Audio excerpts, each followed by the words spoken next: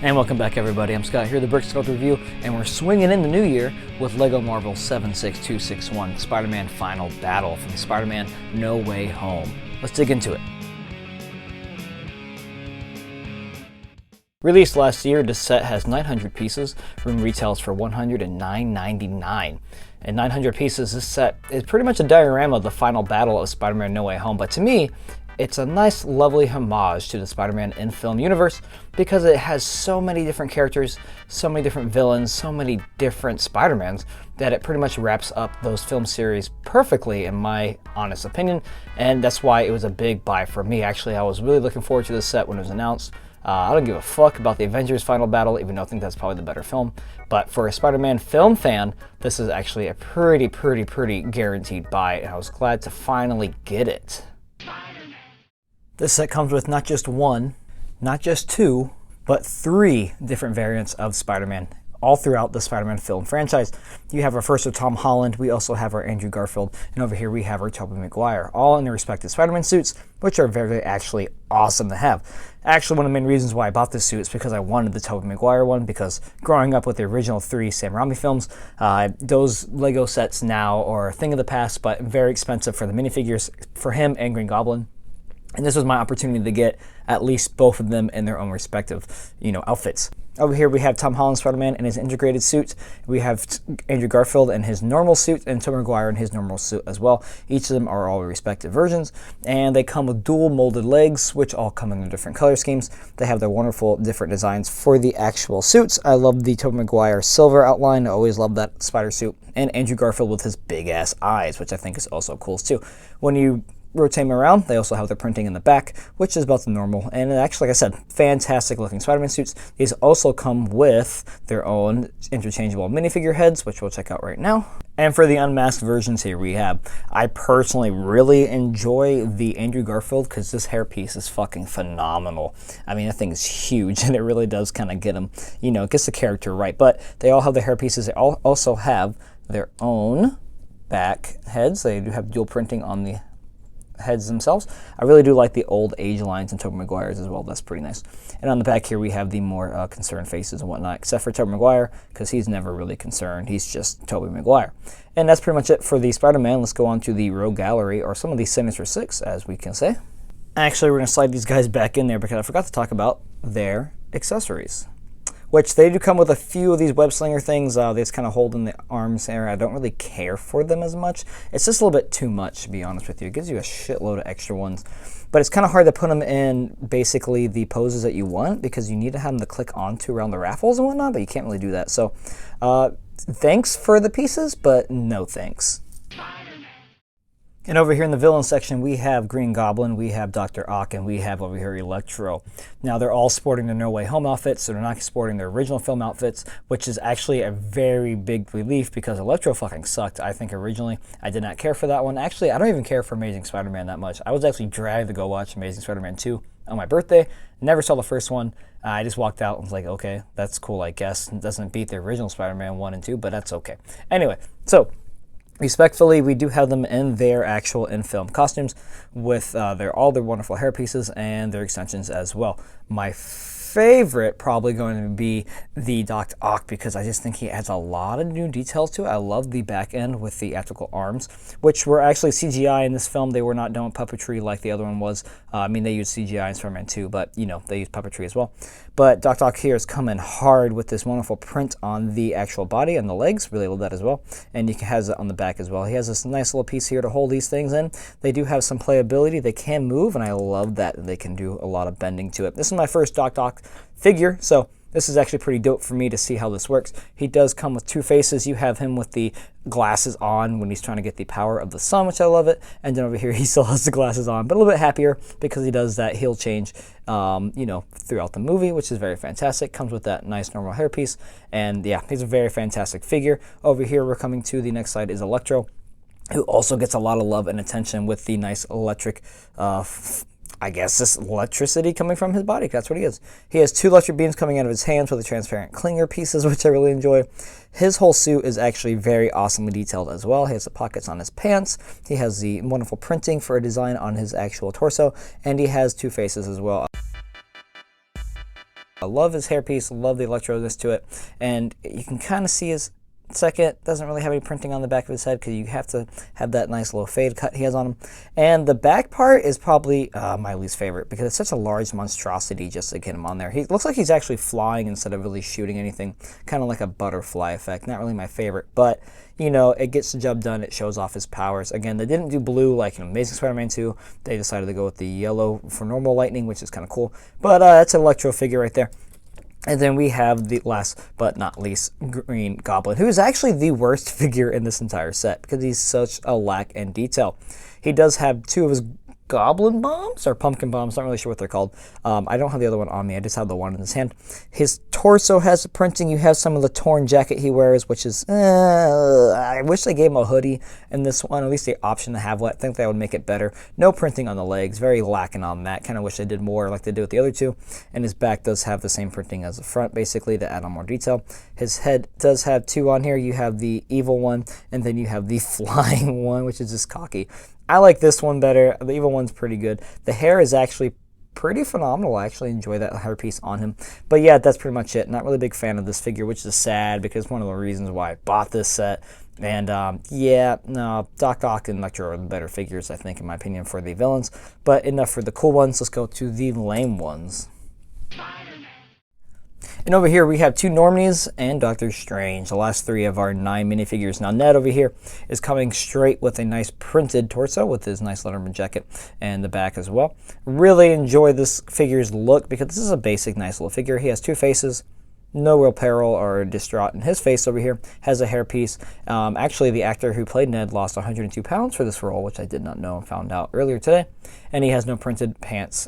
Pretty basic figure. Kind of wish he had some like shoes or something else printed on that, but that's okay. Over here we have MJ, who's probably one of my favorite figures in the set as well, because he has these two wonderful printed faces. First one is I don't give a shit, and the other one's like I still don't give a shit, but that was kind of funny. Very snarky, comes with a nice striped sweater that she wears in the film. Hairpiece is fantastic, and she has basic black legs, nothing else on that. But I do enjoy the figure just for the printed face alone.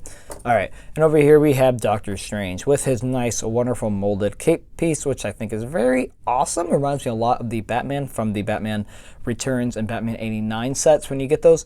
I really enjoy those molded pieces. He does have a very fantastic hairpiece. He does have the old tan lines. Does have his old face here. Not really looking at anything like the one we have on here. Two faces here, Mad and I don't know, mischievous or whatever he is. And then he has two of his little casting shield thingies he does, and he has a wonderful, wonderful, wonderful printed piece over here for the legs and the torso as well, which you can kind of see behind that. Yeah, that's about as much as I want to go into. But yeah, so no love for Green Goblin when it comes to this whole thing, when it comes to prints and designs, but love for everybody else. I really do think this is a really decent figure for him. It's too bad I don't care for Doctor Strange. Okay, that's a mouthful. Let's go to the set itself. Alright, and here we have the set itself. Okay, so first off, impressions are this set's very small.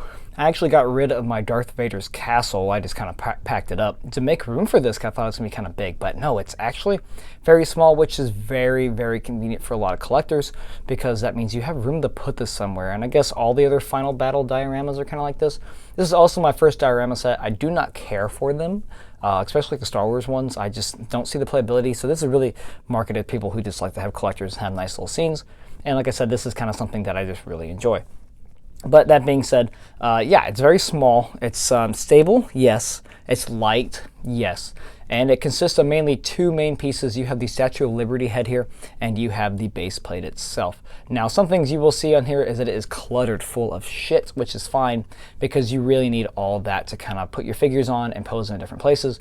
As you can tell, I already have some stuff in place here already. We have Goblin Wing, or his little thing, which is kind of cool. Which he can sit on there very nicely. I didn't want to take it off of these angled transparent pieces because I wanted to keep them on there.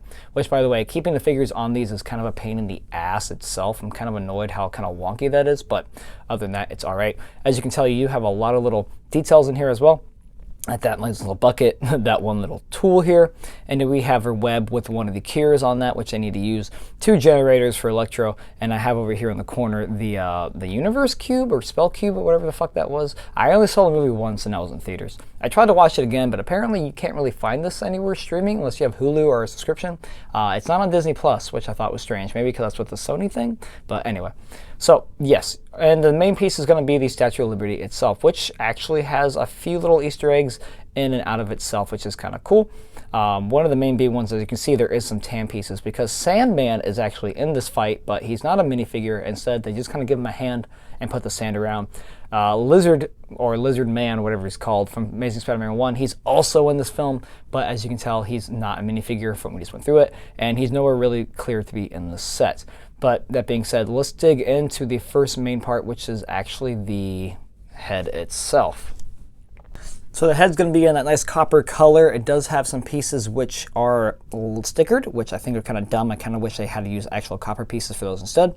And this is probably what the third or fourth time we've seen Statue of Liberty created. Has hot dogs for eyes, has a mouth that moves, which you can kind of get in there. It reminds me of the Temple of Olmec from the Hidden Temple Challenge from Nickelodeon, which I think is kind of cool. I wish I closed that, but it's something interesting.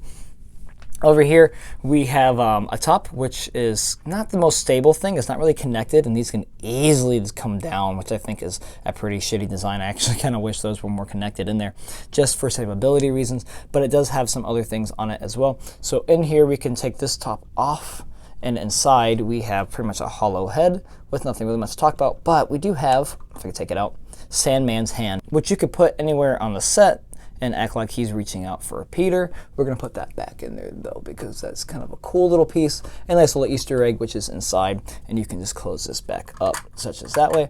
And it has a second Easter egg, which I think is really cool, is that, let me fix the camera here for 1 second. Okay, is the back part right here, which opens up and is a portal to Doctor Strange's Sanctuary, I think that's what it's called, which you can have your figure stepping on here as well. And you also have another portal right here on the top. Closing that back up, that's pretty much it for the actual head itself. It's pretty much most of the build, and you will spend most of your time building it, which it's okay. But like I said, it is what it is. I just wish it had some pieces that were more stable and it wasn't as bouncy. And also, they connect it with a circular piece on the bottom, which is kind of like it can rotate, but they stop it with some tile pieces that kind of keep it in place. So that's unfortunate because it's not as stable. It's kind of wonky, but it is what it is. And for the bottom here, we pretty much just have a black plate with some santan pieces and the scaffolding, which we already talked about. Nothing else much here. It just kind of holds everything together. Kind of small, does not take up a lot of space, which I really enjoy. And it has nice little spots for you to actually put your figures on. And it also holds some Easter eggs as well, like the camera over here, which I don't remember in the film. Another portal in the back, which is nice. And it has the web earlier, like I said, with one of the cures. That being said, let's get everything on the set itself to see it in its complete state. And here we have them all pretty much in their respected spots, just as it shows in the manual over here. And I try to keep them just like that. I mean, you can play around with it as you like. The setup is pretty simple. You have a lot of spots for them to cling on, especially the Spider-Mans.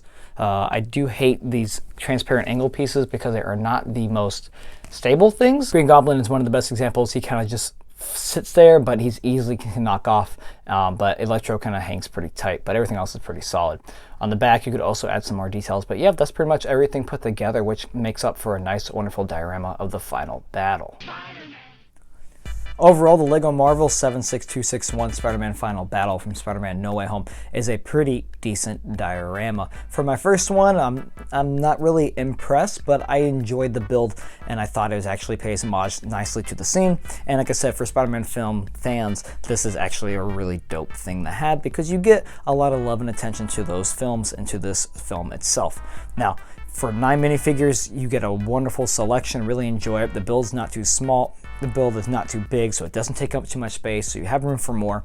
And for 900 pieces for almost $110, I do think they can probably take that down a little bit, but I can understand that licensing fees and these minifigures kind of rank that up a little bit just because it's really not that big itself. It's only like 7 bags.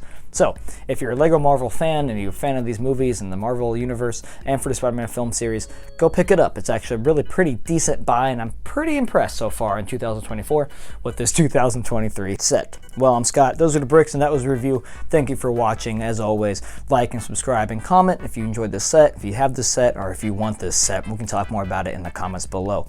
And as always, thanks. Tune in for more.